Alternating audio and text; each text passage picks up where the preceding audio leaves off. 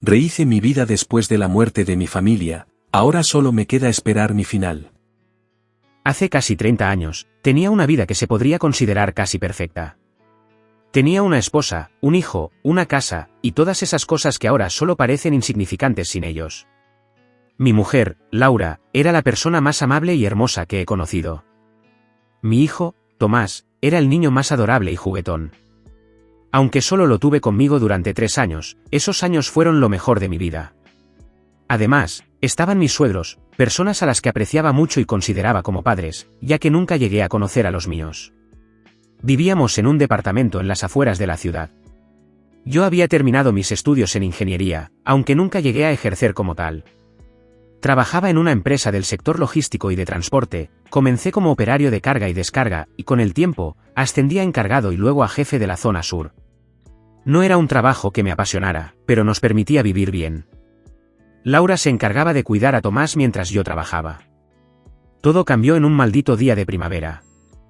Laura había decidido llevar a Tomás a visitar a sus padres, un viaje de tan solo 30 minutos, como tantas otras veces.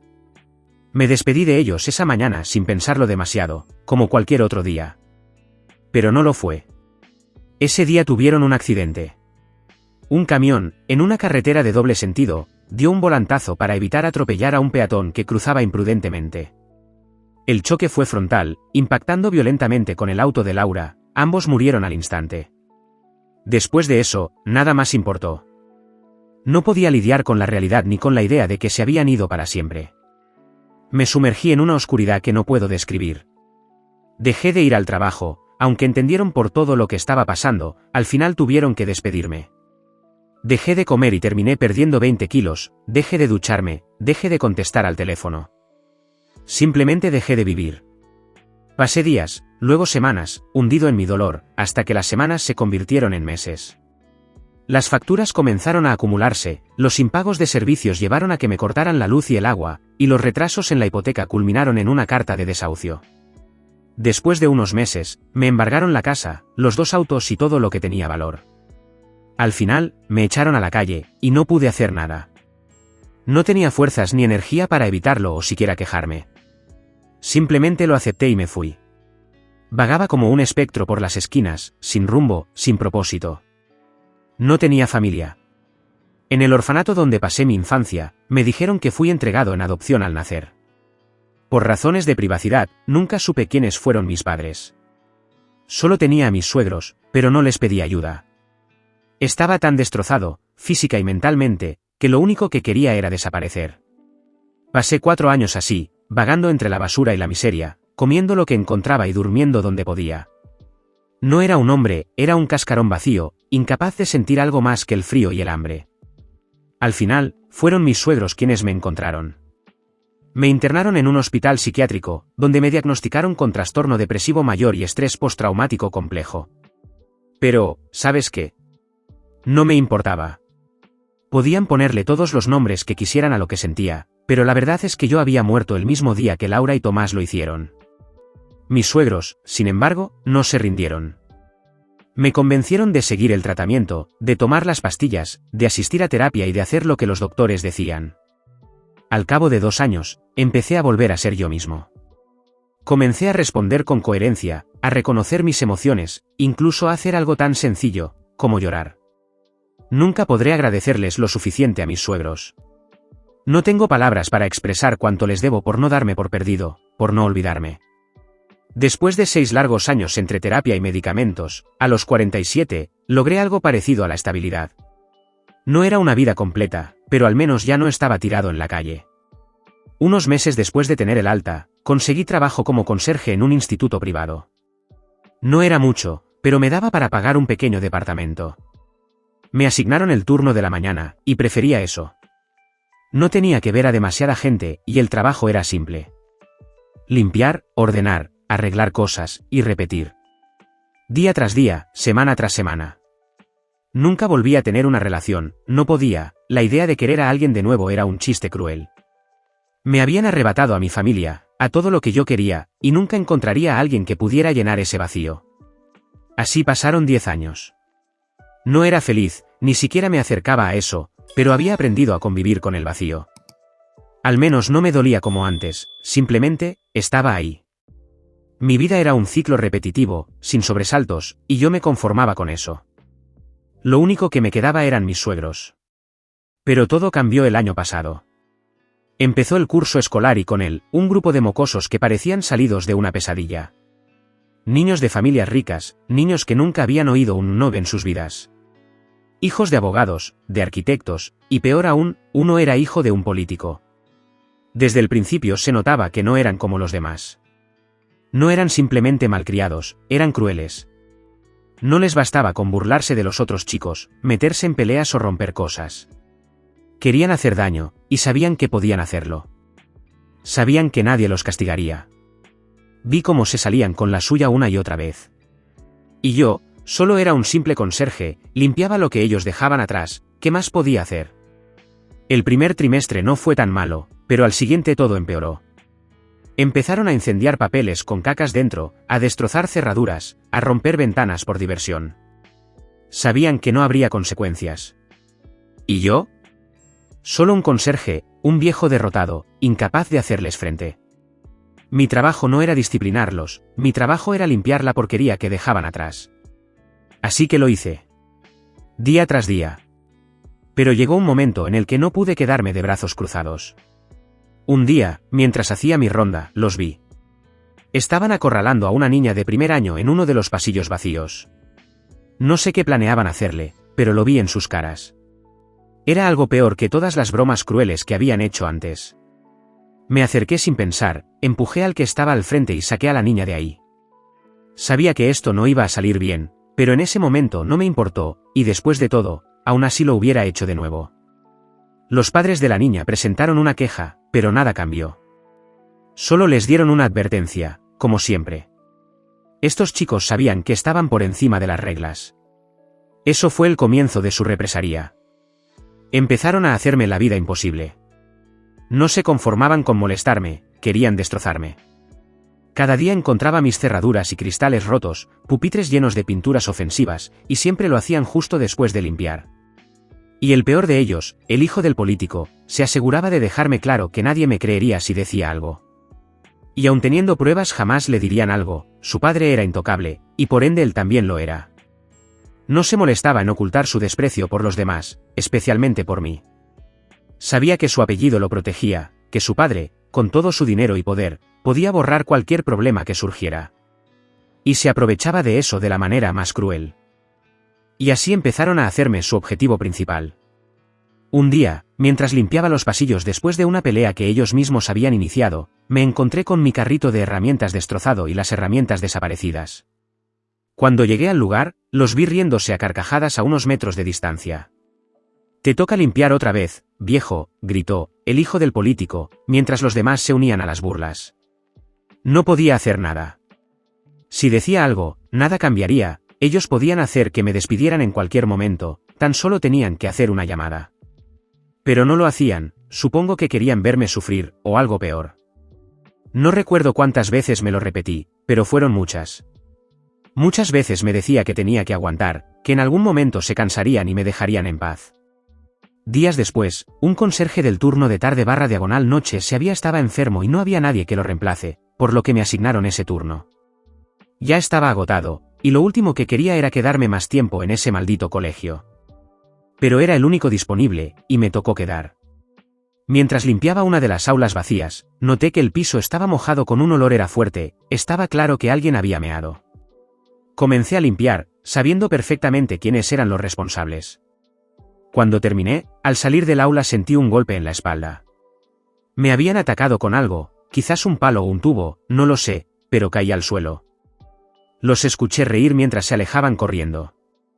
Me quedé ahí tirado por horas, al despertar había anochecido, intenté levantarme pero aún estaba mareado, miré al techo, con el odio y la impotencia consumiéndome. Otra vez, no pude hacer nada. La crueldad de esos chicos alcanzó un nivel insoportable. Un viernes por la tarde, justo cuando estaba por terminar mi turno, irrumpieron en mi pequeña oficina, donde guardaba algunas cosas personales. Cuando regresé y los encontré allí. Me estaban esperando. Al entrar en la oficina, los chicos se levantaron. Uno de ellos, el hijo del político, se acercó con una sonrisa burlona y me entregó los pedazos de las fotos rotas de Laura y Tomás que había dejado en mi taquilla. Se estaba riendo mientras lo hacía. No dije nada. Solo me quedé ahí, mirándolo, mientras el dolor se transformaba en lágrimas que caían por mi rostro. Entonces dejó caer los trozos al suelo como si fueran basura, y para rematar escupió encima de ellos. Mi cabeza hervía de ira, en mi mente solo imaginaba cómo le daba un puñetazo, cómo lo hacía pagar por todo, pero no lo hice. Me quedé inmóvil, ahogado en la impotencia. Antes de irse, uno de ellos se giró y, con una sonrisa cargada de desprecio, dijo: «No eres nadie, viejo». Luego se marcharon todos riendo, como si hubieran logrado una victoria más en su juego cruel. Habían cruzado otra línea, una que ya no podía tolerar. Pero no podía dejar de trabajar, me faltaban 2 años para la prejubilación y 9 para jubilarme del todo. Solo tenía que esperar, ellos eventualmente pasarían de curso y se irían del colegio al instituto. Todo eso hubiera sido suficiente para quebrarme, pero lo peor estaba por venir. Un día, tuve que tomarme una baja médica. Los recuerdos de Laura y Tomás, sumados al acoso constante, me llevaron de nuevo al punto de ruptura. Y fue justo ese día cuando ocurrió el desastre. Al parecer, esos chicos atacaron a otra niña. La acorralaron en el baño y le hicieron cosas terribles, y por si no era suficiente la obligaron a mentir y decir que yo era el responsable. La pobre niña, aterrorizada y manipulada, no tuvo más opción que obedecer. Los padres fabricaron coartadas para sus hijos, habían comprado testigos y manipulado testimonios. Y así, sin más, me encontré en el centro de una investigación policial, acusado de algo que no hice. No podía creerlo. Era como si todo se estuviera desmoronando nuevamente, justo cuando pensaba que había logrado recuperar un poco de estabilidad en mi vida. La policía me interrogó. Podía notar en sus rostros que algo no encajaba, que incluso ellos dudaban de las acusaciones. Pero tenían un trabajo que hacer, órdenes que cumplir. No los culpo, al final, ellos respondían a sus superiores. No obstante, cada pregunta, cada mirada, me hacía sentir más atrapado, como si estuviera en un túnel oscuro sin salida. El director del instituto me llamó a su oficina. Me miró con una mezcla de lástima y preocupación mientras decía: «Estás en un gran problema». Me explicó que sabía que yo no tenía nada que ver, pero que no podía hacer nada al respecto. No lo dijo directamente, pero estaba claro que él sabía que los responsables eran esos chicos. Añadió que, si la denuncia se formalizaba, tendría que despedirme. Y créeme, dijo, ese será el menor de tus problemas. Sus palabras se clavaron en mi mente como una daga. Toda mi vida estaba a punto de ser destruida de nuevo, y esta vez por algo que jamás hice. Los años de esfuerzo, de dolor, de lucha por reconstruir lo poco que me quedaba, parecían a punto de desmoronarse como un castillo de arena bajo una ola imparable. Estuve retenido 3 días en la comisaría, sometido a horas interminables de acusaciones y preguntas. Entendí que lo que querían era que confesara, a cualquier costo. Incluso llegaron a mencionar a mi esposa, diciéndome que si ella estuviera viva no le habría gustado cómo estaba actuando. Fue cruel y desalmado por su parte usar su memoria de esa manera. Yo repetía una y otra vez dónde estaba y exponía las sospechas que tenía sobre esos malditos niños. Pero mis palabras no importaban. El tercer día, aparecieron los padres de la niña que fue agredida, junto con los padres de la otra niña a la que salvé. Ambos se presentaron para declarar voluntariamente. Fue entonces cuando me liberaron, sin cargos, sin más. Los padres de la niña, a quien ayudé la última vez, me agradecieron profundamente. Me dijeron que fui muy valiente al actuar para salvar a su hija y que esto era lo menos que podían hacer por mí. En cuanto a los padres de la niña agredida, al principio creyeron cada palabra que su hija les había contado. Ella aseguraba que había sido agredida por el conserje, dando detalles que parecían encajar. Además, el estado en que se encontraba la niña reforzó su versión, por lo que nadie cuestionó lo que decía. Cuando se encontraron en el hospital, los médicos realizaron el chequeo a su hija, confirmando que efectivamente había sido agredida. Más tarde llegó la policía. Su hija volvió a relatar lo sucedido, pero notaron que algunos detalles habían cambiado. Algo no encajaba. Cuando comenzaron a hacerle preguntas más precisas, se dieron cuenta de que no podía responder con claridad. Fue entonces cuando se derrumbó y confesó que había mentido, no había sido el conserje, sino sus compañeros. Más tarde, llegaron unos chicos acompañados de sus padres, quienes parecían ser del colegio. Fue entonces cuando todo dio un giro inesperado. Su hija perdió el control, se puso histérica, y entre balbuceos y gritos, señaló que habían sido ellos. Les exigió que no se acercaran, acusándolos de ser quienes le habían hecho daño, quienes la habían agredido. Fue en ese instante cuando empezaron a atar cabos y se dieron cuenta de que su versión inicial no era completamente cierta. Los médicos tuvieron que sedarla, y su hija durmió durante varias horas. Cuando despertó, algo más tranquila, los padres de la niña volvieron a preguntar, en presencia de la policía.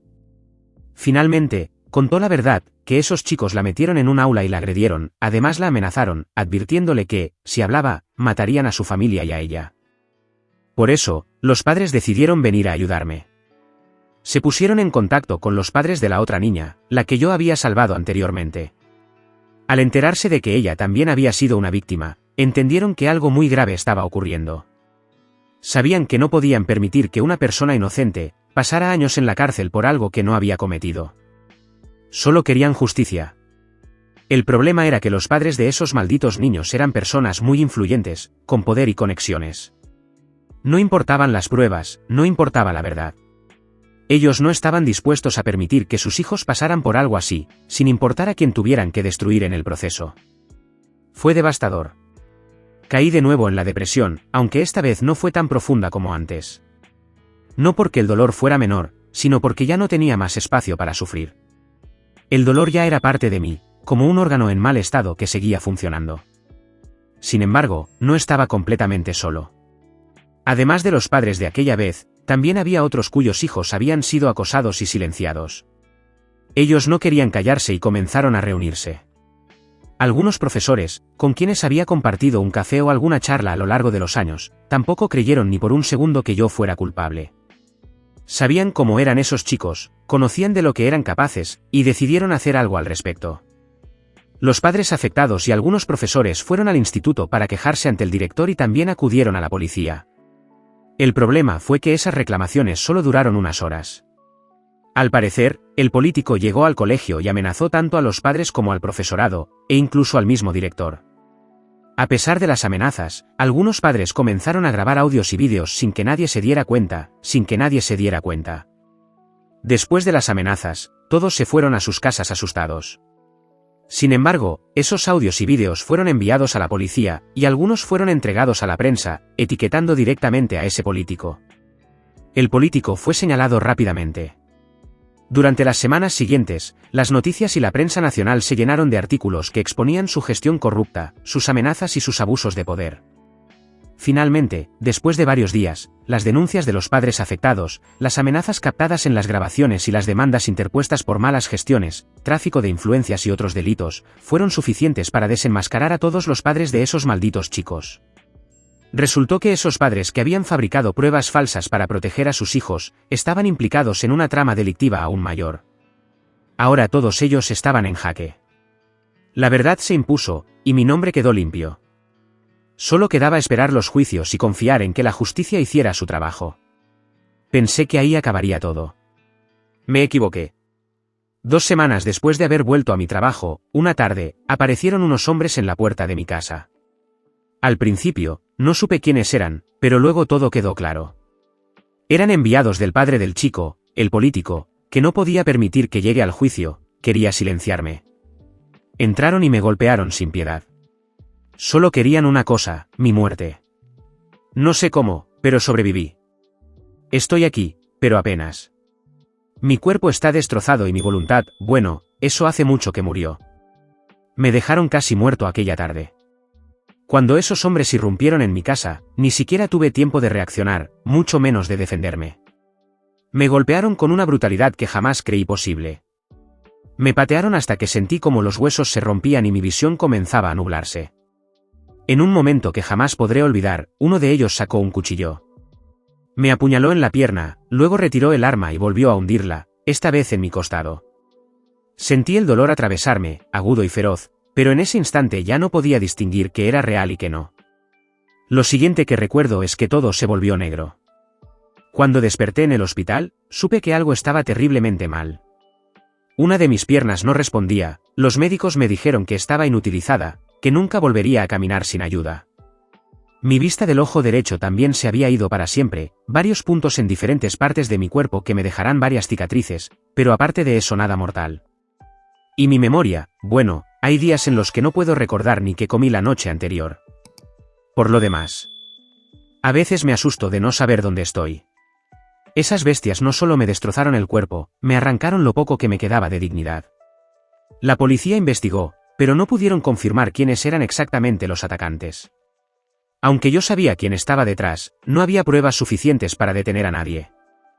Los rumores apuntaban al político, el padre de ese chico que me hizo la vida imposible, pero él, como siempre, se mantenía intocable.